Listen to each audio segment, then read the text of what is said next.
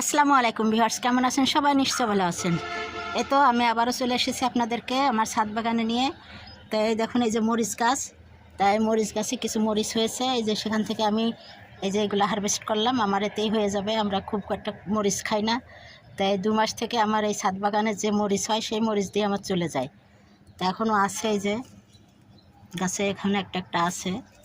এগুলো আবার 1 সপ্তাহের মধ্যে বড় হয়ে যাবে। আর এই যে পেঁপে গাছটাও দেখেন, কিছুদিন আগে দেখিয়েছিলাম, এখন গাছটা বেশ বড় হয়েছে। আর এই যে এখানে বড়ুর গাছটা বড় হয়েছে।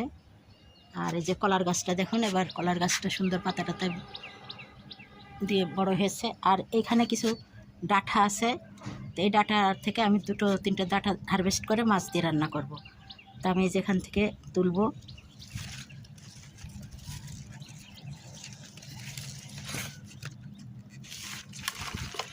এই যে এটা দুটো তুললাম, আর এগুলো একটু বড় হোক তখন তুলবো। তো এই যে একদম সুন্দর নরম মাছ দিয়ে রান্না করলে, একটা আলু দেবো, দিয়ে রান্না করব।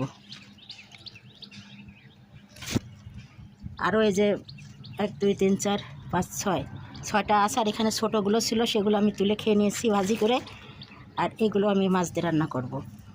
আরও আপনাদেরকে ঘুরে ঘুরে দেখাচ্ছি আমার ছাদ বাগান। এই যে এখানে একটা কুমড়ার গাছ উঠে গেছে, আর এই যে লাউয়ের গাছ দিয়েছি। এখানে এই যে তরমুজের গাছটা এই যে বড় হয়ে গেছে। এখন এখানে তরমুজের জালি দেখলাম, জালিটা নষ্ট হয়ে গেছে। আবার হলে দেখাবো আপনাদেরকে। আর এখানে যে বরবটির গাছ ছিল আগে, আবার সেগুলো কেটে ফেলে দিয়ে আবার নতুন করে যে বীজ বপন করেছি।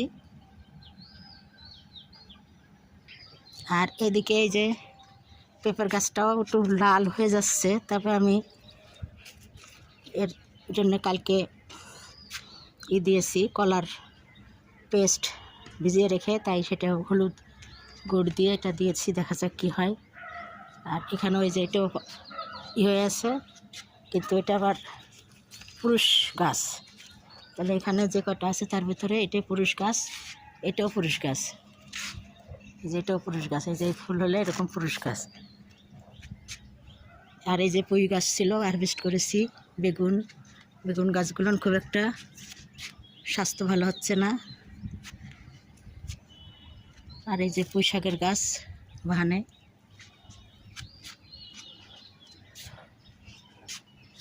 আর সেই সঙ্গে লতা মেটে আলুর গাছ আছে এগুলা। আর এই যে পুঁই শাকের ডোকা দেখতে পাচ্ছেন, কত সুন্দর সুন্দর হয়েছে। এগুলো হারভেস্ট করতে হবে। আর এই যে লাউয়ের গাছটা পাতা কোঁকড়ায় যাচ্ছে, এই জন্যে নিম খোল দিলাম, নিমের তেল বানিয়ে দিলাম, দেখা যাক কী হয়। এই যে এখানে একটা পেয়ারার গাছ এমনি এমনি হয়েছে মাটিতে, তা আমি রেখে দিয়েছি। আর এদিকে দেখুন, এই যে করলা গাছ হয়েছে। আর এই যে মরিচের গাছটা, এটা ভালো আছে। আর এটা হলো পাতা কুকড়ায় গেছে, দেখা যাক এটা ভালো হয় কিনা। আরও এই যে মরিচের চারা লাগিয়েছি এখানে। এই যে করলার গাছ এখানে লাগিয়েছি। আর আগের থেকে এই করলা গাছটা ছিল, বেশ কিছু করলা হয়েছে, এখনও আরও কিছু আছে, তা আমি সেগুলো হারভেস্ট করব। এই যে এখানে করলা বেশি বড় হয়নি, তো এটা আমি হারভেস্ট করব। আর এটা আরও 2 দিন লাগবে বড় হতে। এই যে এটা, এই যে এখানে আরও এই যে মরিচের চারা এই যে লাগিয়েছি, 2 দিন হলো, বেশি দিন হয়নি। এগুলো আমি বীজ বপন করেছিলাম মরিচ থেকে, সেই বীজ থেকে যে চারা বেরিয়েছিল আমি এই যে হারভেস্ট করে এখান থেকে মানে বপন করেছি, এখানে তুলে নিয়ে। আর এখানে দেখুন বোতলের ভিতরে 3টে গাছ দিয়েছি, নিচের দিকে দিয়ে এভাবে লাগিয়েছি, দেখা যাক এগুলো কেমন হয়। আর ওইদিকে দেখুন পেঁপে গাছটা কত সুন্দর হয়েছে, দেখা যাক এটা মেয়ে গাছ না পুরুষ গাছ এখনও চেনা যাচ্ছে না। ওইদিকে আরও ওই যে বাহান সব ফাঁকা হয়ে আছে, গাছই হচ্ছে না। লাউ গাছ কুমড়া গাছ হলে ভরে যাবে, তা গাছ সেরকমভাবে তুলনামূলকভাবে হচ্ছে না। তাই এদিকে যে মরিচের গাছ আরও এই যে তুলে নিয়ে এসে আমি এই যে রোপণ করেছি, এই যে পলি ব্যাগে।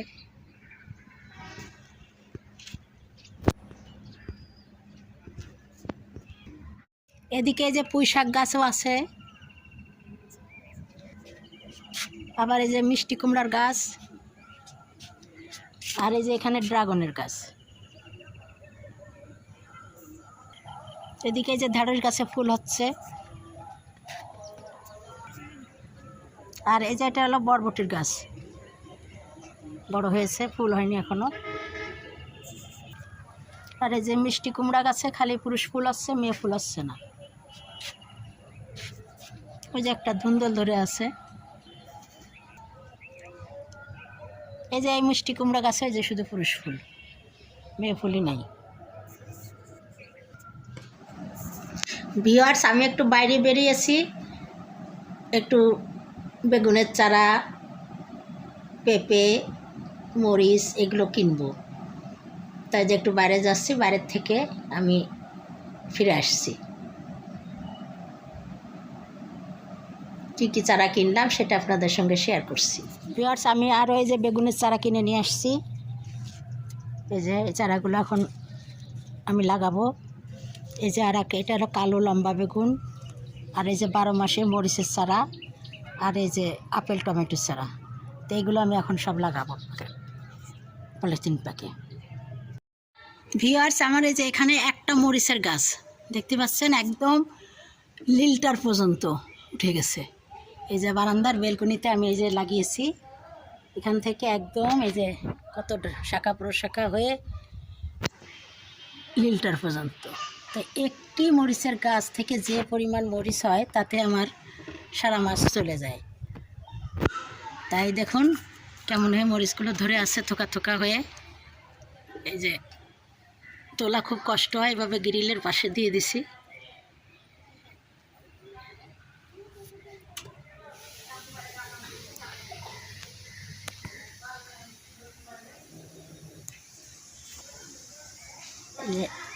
এখানেও আছে ধরে, খুবই ঝাল। একটা মরিচ দিয়েই একটা তরকারি রান্না করা হয়ে যায়, খুব একটা বেশি লাগে না। এর প্রত্যেকটা ডুগায় ডুগায় মরিচের জালি। তা মাশাআল্লাহ মোটামুটি চলছে আমার এই গাছের মরিচ থেকে। কেমন লাগলো আমার এই বেলকনির গাছটি? নিশ্চয়ই আপনাদের ভালো লেগেছে। আর কত বড় গাছ, 5 ফিটেরও বেশি।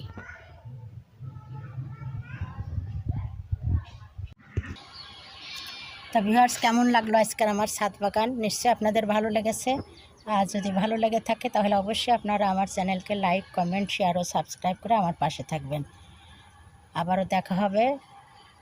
আপনারা ভালো থাকুন, সুস্থ থাকুন। আল্লাহ হাফেজ।